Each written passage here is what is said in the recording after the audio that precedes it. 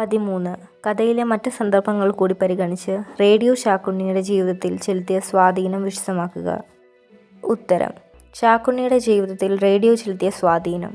തയ്യൽ ജോലിക്കിടയിൽ റേഡിയോ ഒരു കൂട്ടാളിയായിരുന്നു.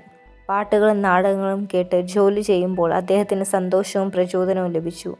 ബട്ടൺ തുന്നുന്ന സമയത്ത് പ്രാദേശിക വാർത്തകൾ കേൾക്കുന്നത് അദ്ദേഹത്തിന് നാട്ടിലെ വിവരങ്ങൾ അറിയാൻ സഹായിച്ചു. വക്കടിക്കുമ്പോൾ വയലും വീടും പോലെയുള്ള പരിപാടികൾ കേട്ട് അദ്ദേഹം ഗൃഹാതുരത്വം അനുഭവിച്ചു. റേഡിയോ അദ്ദേഹത്തിന് പുതിയ അറിവുകൾ നേടാനും ലോകത്തെക്കുറിച്ച് കൂടുതൽ മനസ്സിലാക്കാനും സഹായിച്ചു.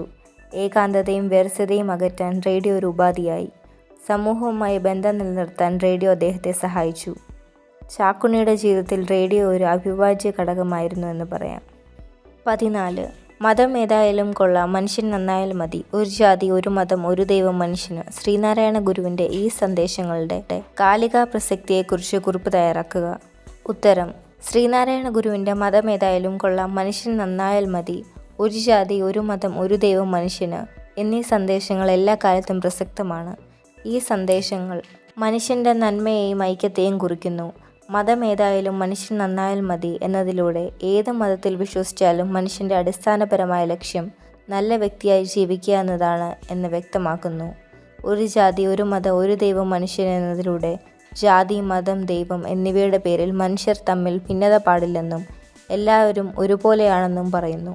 ഈ സന്ദേശങ്ങൾ ഇന്നത്തെ സാഹചര്യത്തിൽ വളരെ പ്രസക്തമാണ്. കാരണം ഇന്ന് ലോകത്ത് മതത്തിൻ്റെയും ജാതിയുടെയും പേരിൽ ധാരാളം പ്രശ്നങ്ങളുണ്ട്. ഈ സന്ദേശങ്ങൾ മനുഷ്യരെ ഒന്നിപ്പിക്കാനും സമാധാനത്തോടെ ജീവിക്കാനും സഹായിക്കുന്നു. 15. മാതാപിതാക്കൾ മക്കൾക്ക് നൽകുന്ന സ്നേഹവും കരുതലും അവർക്ക് തിരിച്ചു ലഭിക്കുന്നുണ്ടോ? അമ്മ തൊട്ടിൽ എന്ന കവിതയുടെ ആശയവും സമകാലിക സംഭവങ്ങളുടെ വിശകലനവും ചെയ്ത് വാർദ്ധക്യം നേരിടുന്ന മനുഷ്യാവകാശ ലംഘനങ്ങൾ എന്ന വിഷയത്തിൽ ഉപന്യാസം തയ്യാറാക്കുക. ഉത്തരം: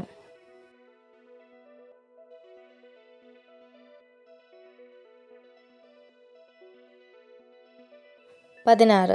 സൂചനകൾ, പാഠഭാഗത്തിലെ ആശയം, മറ്റ് പ്രസക്ത സന്ദർഭങ്ങൾ, സമകാലിക പ്രസക്തി എന്നിവ ഉൾപ്പെടുത്തി കോഴിയും കിഴവിയും എന്ന കഥയ്ക്ക് ആസ്വാദനം തയ്യാറാക്കുക. ഉത്തരം: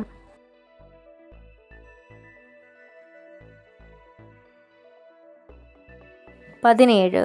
സംസ്കാരവും വിജ്ഞാനവും ഫലപ്രദമായി പകർന്നു തരാൻ മാതൃഭാഷയ്ക്ക് മാത്രമേ സാധിക്കൂ.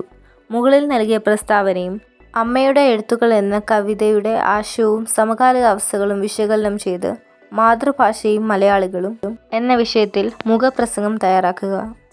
ഉത്തരം: